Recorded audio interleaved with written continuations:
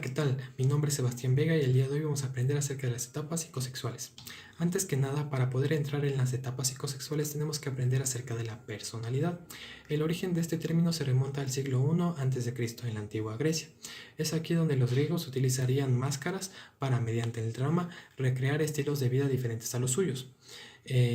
Así nace el término persona, del griego proposom o del latín personam, que quiere decir máscara.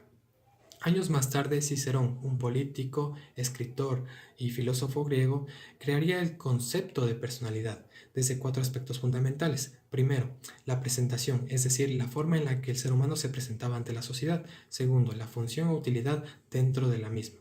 Tercero, las cualidades o características naturales de la persona.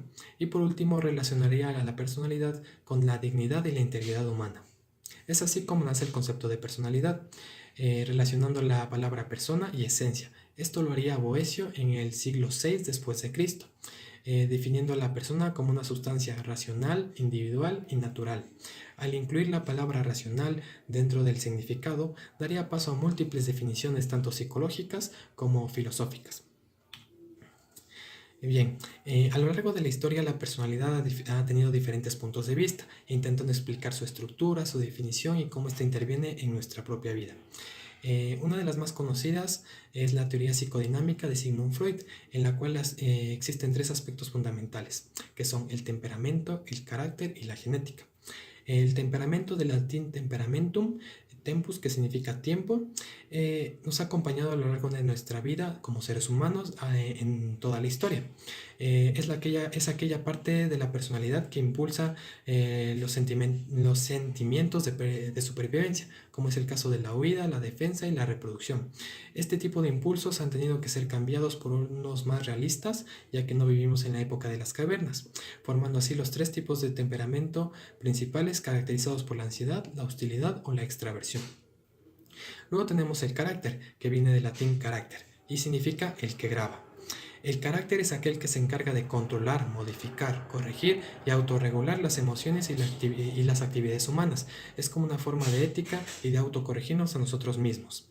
Luego tenemos la genética, que aparte del temperamento y del carácter, también forma parte fundamental dentro de la persona y de su personalidad. Viene del griego genéticos, que significa origina, y es una parte fundamental ya que, como sabemos, la evolución ha tenido un papel muy importante en la historia del ser humano, que nos ha llevado por diferentes etapas hasta llegar a lo que somos el día de hoy.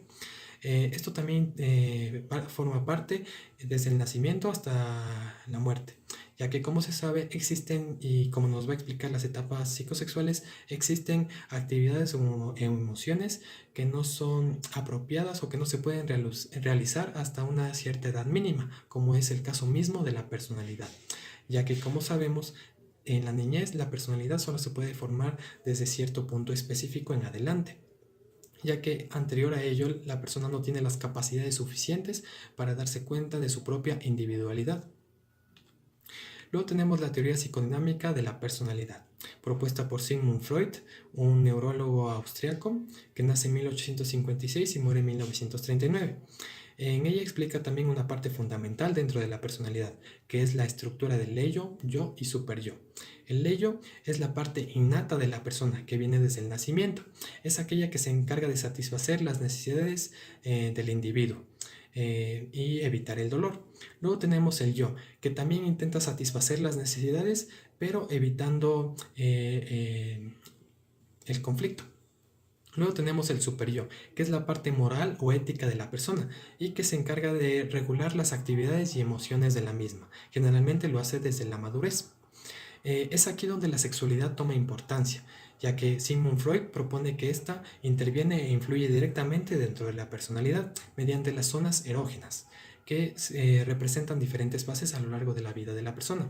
Las zonas erógenas son aquellas como, por ejemplo, el cuello, los labios, la vagina, el pene, entre otros.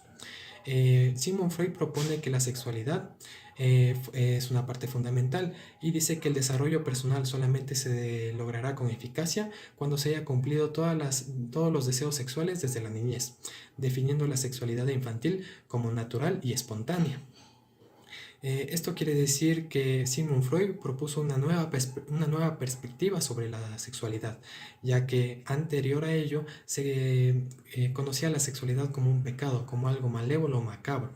Luego de varias investigaciones se dieron cuenta que la sexualidad forma parte integral en la vida de las personas y es la que se encarga de estructurar en cierta parte la personalidad de las mismas. Ahora bien, adentrándonos más al tema de la sexualidad proviene del término sexo, que a su vez viene del latín sexus, que quiere decir sección. Esto nos explica la Biblia a través de la parábola en la que la mujer sale de la costilla del hombre. Esto quiere decir que tanto hombre como mujer forman parte de una misma cosa y se complementan mutuamente. También viene del sufijo dad, que quiere decir cualidad, es decir, cualidad del sexo. La sexualidad también se ve influenciada directamente por factores como la cultura, es decir, las características sociales en las que se desarrolla el individuo, la religión, es decir, la ideología que tenga la persona acerca de sí mismo y de la sociedad que le rodea. Y por último, la sociedad, la cual es el entorno general en el que se desarrolla la persona. La sexualidad desde el punto de vista biológico y químico podría considerarse una reacción del sistema nervioso, en la que los genitales envían información al cerebro a través de la médula espinal, generando dopamina que a su vez libera oxitocina. La oxitocina, además de generar bienestar, también se encarga de estimular las glándulas suprarrenales para que produzcan la adrenalina. Esto provoca en el organismo una sensación de bienestar y de satisfacción al momento de la sexualidad y al momento del acto sexual. Cabe destacar que este tipo de reacción es reactivo. Esto quiere decir que se retroalimenta hasta el momento de la eyaculación. La sexualidad siempre ha sido un tabú dentro de la sociedad.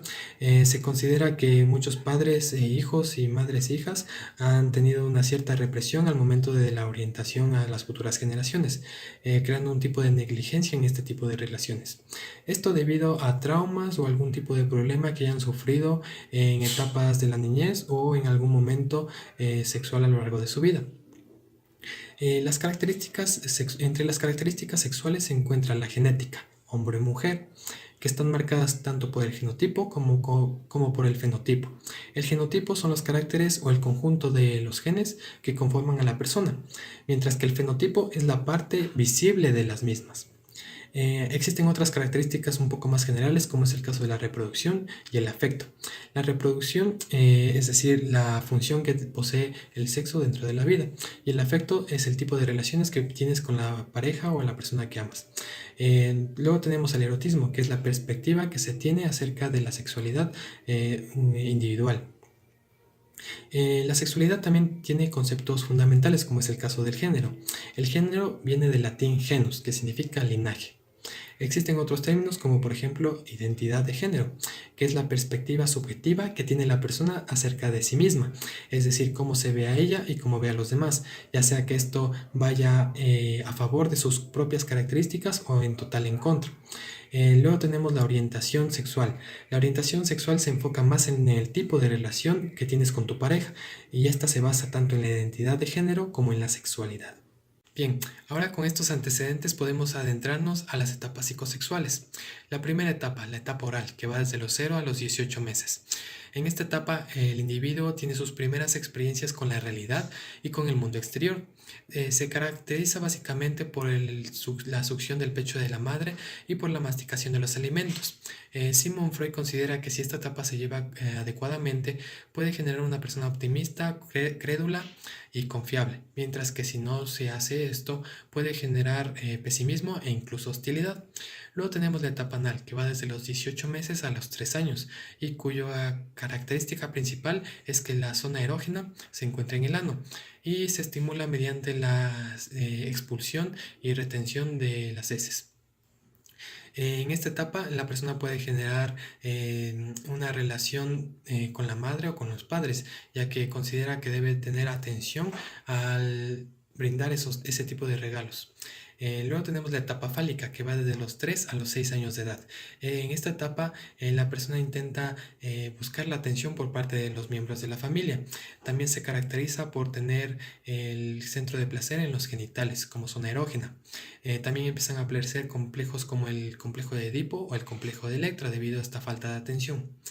Es una etapa muy importante que posteriormente vamos a hablar de ella. Luego tenemos la etapa de latencia, que va desde los 6 años hasta los 13 años de edad. En esta etapa, la persona sufre de una reducción o una supresión momentánea de la sexualidad. No quiere decir que se elimine por completo, sino que se reduce ya que la persona tiene que interactuar más con la sociedad y con los miembros de su comunidad, sus amigos, no sé, entre niños y niñas, y se llevan bien mutuamente. Esta es una etapa muy importante ya que da paso a una mucho más conflictiva y llena de cuestiones tanto físicas como psicológicas, que es la etapa de la pubertad. La pubertad se caracteriza por brindar los primeros indicios, tanto físicos como psicológicos, de cambios en hombres y mujeres. En esta etapa las personas empiezan a avergonzarse un poco y a tener ciertas diferencias tanto en sus grupos de hombres como de mujeres, es decir, que se separan entre ambos. Luego tenemos la pubertad y adolescencia, que va desde los 11 años hasta los 13 años de edad. Es considerada una de las etapas más conflictivas ya que se pasa de la niñez a la madurez. La pubertad o adolescencia se caracteriza por salir de los núcleos de la familia y buscar relaciones fuera de ellos, intentando relacionarse con amigos o personas de la calle. Luego tenemos la etapa genital, que va desde los 13 años de edad en adelante.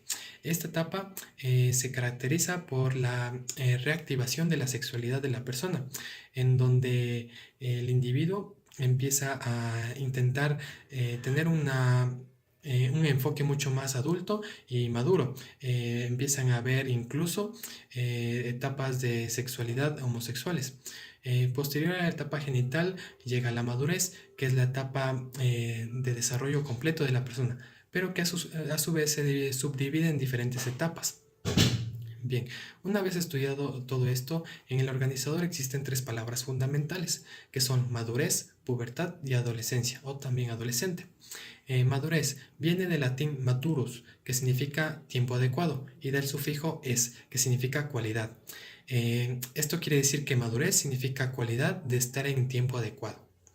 Luego está la pubertad, que viene del latín pubere, que significa pubis con vello, por obvias razones. Y finalmente tenemos a la adolescencia o adolescente, que es un término griego que viene de adolescere, que significa crecer. Este término fue originado o creado por el psicólogo y pedagogo estadounidense Stanley Hale en 1904. Este término intentaba dar paso o crear un término que se relacione tanto niñez como madurez o el paso de una a la otra. Bien, la madurez. Esta se divide en cuatro etapas principales. La primera, sexualidad en la maternidad, paternidad y embarazo. Se caracteriza por la orientación procreativa exclusiva, también por la postergación de la actividad sexual, siendo la calidad y la frecuencia algo que interviene directamente en la relación de pareja. Aquí se intenta alejar las fantasías para no intervenir en el embarazo, intentando proyectar la energía en algo positivo. Luego tenemos la sexualidad en la vida adulta, que se caracteriza por el redescubrimiento de uno mismo y por la libertad de no tener la carga familiar. Aquí se intenta entender y aprender acerca de uno mismo y empieza una sexualidad saludable.